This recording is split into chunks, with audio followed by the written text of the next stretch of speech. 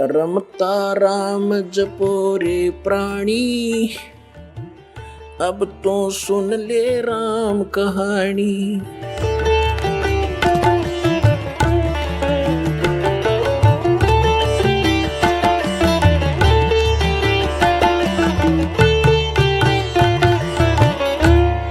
तो यहाँ परमात्मा में याद दिलाते हैं कि ये दम टूटे पिंडा फूटे हो लेखा दरगाह माही, जिसमें आपकी मृत्यु हो जाएगी।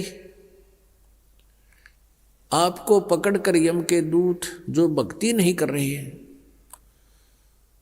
आप जी को धर्मराज के दरबार में, न्यायाधीश के दरबार में खड़ा कर दिया जाएगा, जो काल का न्यायाधीश है।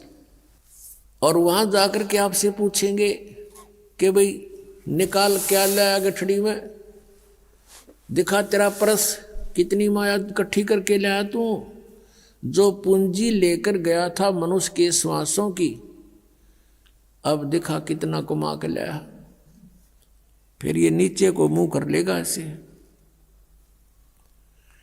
पुण्यात्मा, ये जब मनुष्य शरीर छूट जाता है उस समय इस प्राणी के साथ ऐसे बीतती है जैसे सौपन में क्या देखते हैं कई बार एक गरीब व्यक्ति, और क्या देखता है कि कार में बैठा जा रहा है। एक बताया था व्यक्ति, कहने लगा मैं आज सपने में ऐसा देखा कि जैसे कार में बैठा हूं और कार चला रहा हूं, और ब्रेक लगाया, आगे एकदम कोई ऐसी स्थिति आगे, ब्रेक लगाया, जोर से पैर मारा और रजाई फटी हुई थी उसकी, उस रजाई में का पैर आर पार हो गया। फिर वह आंख खुल गई, यानी निद्रा भंग होगी, देखो होता है, वो पैर छोड़ दिया। फिर जब सौपन टूटा तो देखा ना कार और कुछ भी नहीं, और वो सपने में देख रहा खूब जोर से, उसका पेटा है ना भर रहा। तो कहते हैं आज जो सुविधाएं आपके पास हैं, और जिस समय ये आपकी शरीर छूट जाएगा उस समय आपका सपना सा टूटेगा, और यम के दूत बाजू पकड़ रहे होंगे, वो पाँव जरा होगा टूटी हुई रजाई में, और कहेंगे चल बच्चा।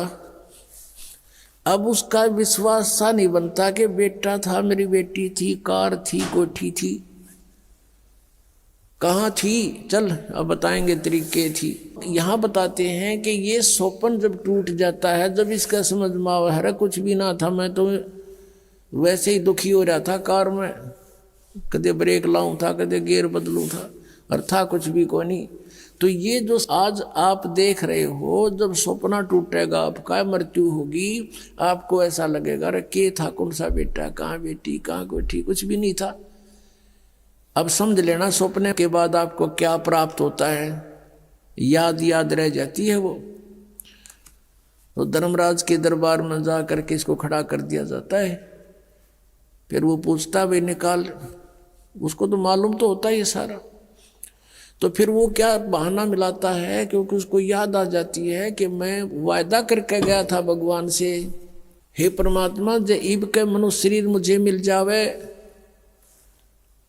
तो मैं सदा भगवान याद करूंगा, पेट के लिए थोड़ा बहुत कार्य भी करूंगा, लेकिन ज्यादा समय मालिक तेरी याद में बिताऊंगा। अब मुझे सब याद आ गया है। उस समय उसको पिछले पुण्यों जन्म जन्मांतरों के सारे दुख याद आ जाते हैं, और जब ये मनुष्य शरीर प्राप्त करके वहां से चलता है, इसको बार बार समझाया जाता है कि अब के गलती मत करना। तो ये कहता नहीं जी, पीछे गलती बनी सो बनी, आगे नहीं करूंगा। माँ के गर्भ में भी इसको याद रहता है। माँ के गर्भ से बाहर आते ही इसके ऊपर तीनों गुणों का ऐसा एकदम प्रभाव बन जाता है, ये सब भूल जाता है, अचेत हो जाती है आत्मा।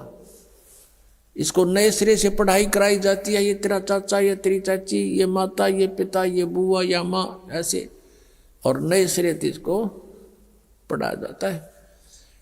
अब जब तक हम सत्संग में नहीं आते, और सतगुरु नहीं मिलते। नकली संतों के सत्संग से भी लाभ नहीं, क्योंकि उनके पास ना नाम ना ज्ञान। उद्देश्य उनका अवश्य है कि हम सत्संग सुनावा, लेकिन सत्संग है ही नहीं उनके पास।